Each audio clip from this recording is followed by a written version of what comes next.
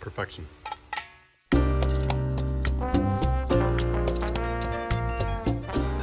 Wow.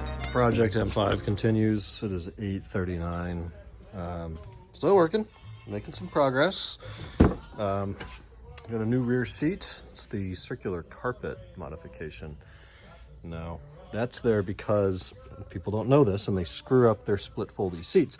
You take the bottom part out, there's that prong there that the bottom cushion snaps into. Well, if you just fold this open, it'll puncture or heavily distress the leather in the seat cushion right there.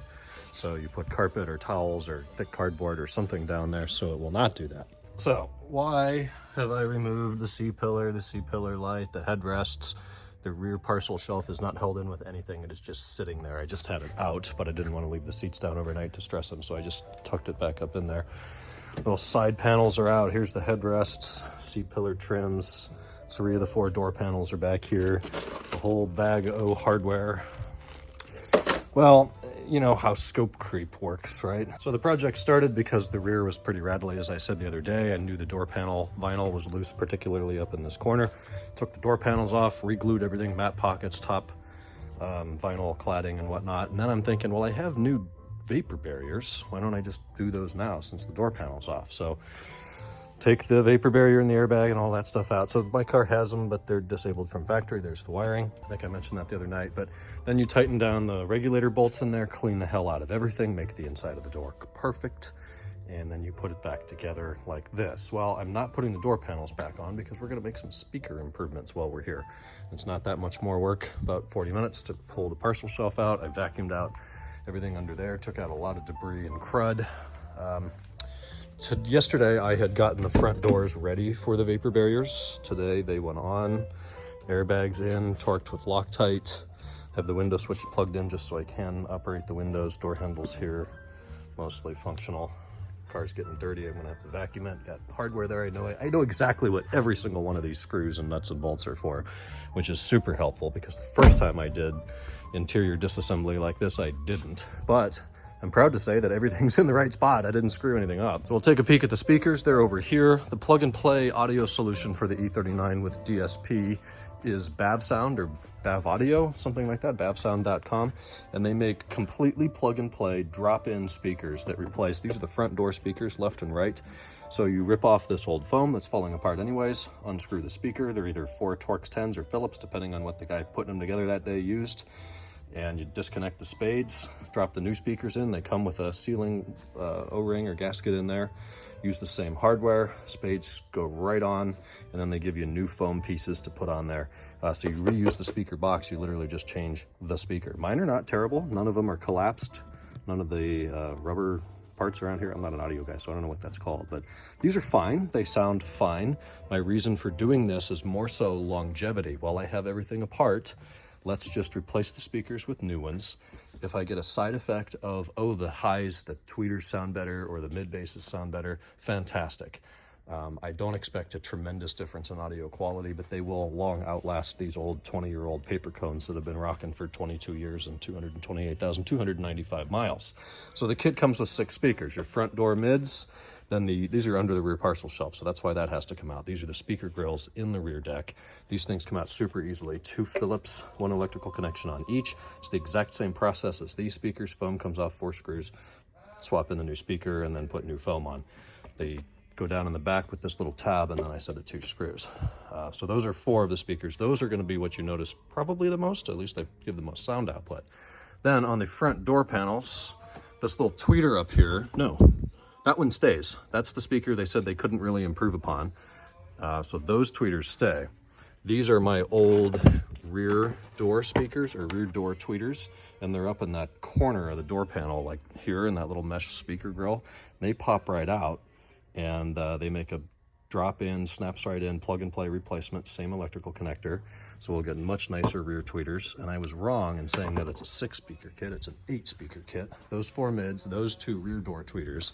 And then the front doors have tweeters up in the upper part of the door, and those are replaced as well. You got to pop this. There's a little fastener down here. Then you peel this back. You can see one of the T30s holding that speaker in, but it's this one. So we'll get a new tweeter there as well.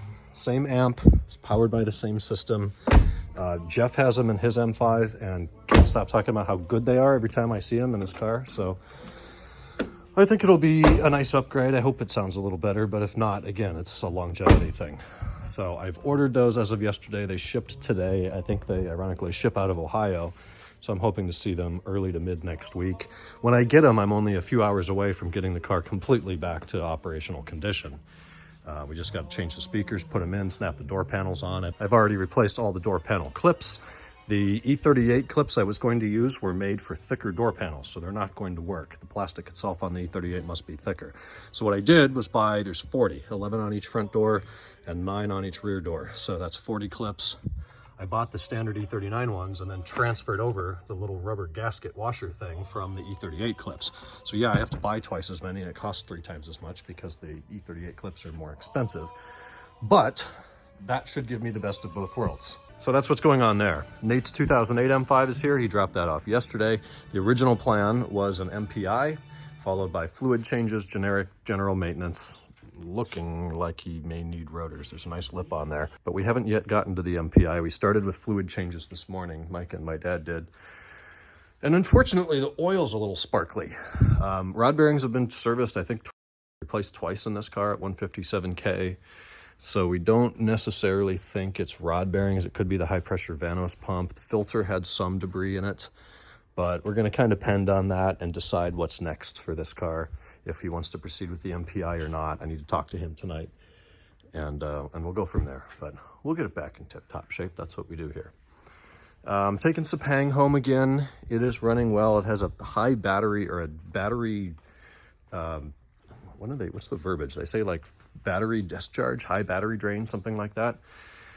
And only if you leave it overnight does that come up. So there's some module that might not be going to sleep. Cruise control doesn't work either.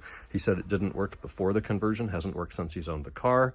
We loaded up IMPA, went to the SCL, confirmed that pushing, pulling, dipping the switch does actually work. So the switch itself is good. There's some logic problem, but there's no codes for it. So it's going to be difficult to diagnose. This is the Canadian car. It's been aligned. It is ready for test driving. I feel like we did something on this today. Yeah, we recharged the AC. That wasn't working at all. And we're waiting for a light module bracket, then we'll put all this back together. Jeez. Then the black 530 we drove today, it's got a bunch of issues. I'm not going to get into that in this video. It'll be 30 minutes and my back is killing me. I've got to get out of here. But it's out back and we've got more work to do on that. Like I said, Toledo car is in here. We're getting quotes for paint, customer request for the roof, rear bumper, door handles, and front bumper and mirror cap. So after that, this car is going to look really nice. It drives great after the alignment too. Been waiting on 3 parts from Germany for the 25-year car. One of them is the little EDC button tray thing that goes in the center console for the manual car. That was supposed to arrive here in San Diego at least on the 17th. It didn't. They're opening a ticket with BMW to chase it down. The other 2 items were the shifter, like foam insert thing that's underneath the leather part. And after plunking keys on the computer for 30 minutes, he went in the back and brought it out. So they've had that and just didn't know about it. So I have that. And then the last item was the curly Q hose that goes right at the slave cylinder. So that's a big part to get. We'll be able to install that. We have the hose. It's already plumbed through the firewall. So we'll bleed the slave cylinder tomorrow and get that in. Additionally, tomorrow, let's see, there's something else. Oh, we got to do vapor barriers, 3 of them. We did a door lock actuator and already resealed that one, but the other 3 on Toledo need to be done. So crazy busy day. I have loads of mail to take care of tonight. It's just insane how much there is, and I have to wear every hat. So with that, I'm gonna go home and eat a pizza and keep working. Does anybody have Yahoo Mail? Anybody have Yahoo Mail and get like 20 spam messages a day that are so consistently, obviously spam that it's the dumbest shit in the world that the email client can't figure out that that's spam? It's like the same thing. So Yahoo has spam protection only in that you can give a blacklist of emails, a list of blocked emails, right? So for 3 years, anytime I got email that was spam, I would copy the address, load up Yahoo, because you can't do it through airmail on the Mac, Load up yahoo.com, log in, go to settings, go to spam, click blocked, click add new, and it only gives you 1,000. So I have 1,000 blocked emails and I'm still getting 10 or 12 a day. Well, see, I used to hate Gmail. I still hate Google. Google to me is a browser.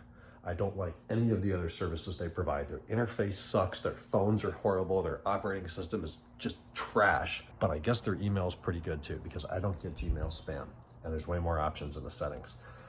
So anyways, my blocked list is full. I'm still getting all this shit, but I've been using Yahoo Mail now since 2006 with my first email. All these people, these clients, these newsletters, these accounts are tied to that email, and it just makes me really sick to think about having to change all that. If you have any insight, leave it down below. I gave you the shop update. I came back, I ate pizza. I've done 41 emails tonight. I've got about 14 more to go. I'm gonna do that. The AC is running upstairs. You bring a car in this garage, it went from 81 to 83 in the time it took me to take a shower, which is only about 15 minutes. It's gonna be a hot night. Tomorrow's Friday, we'll talk then. Good night.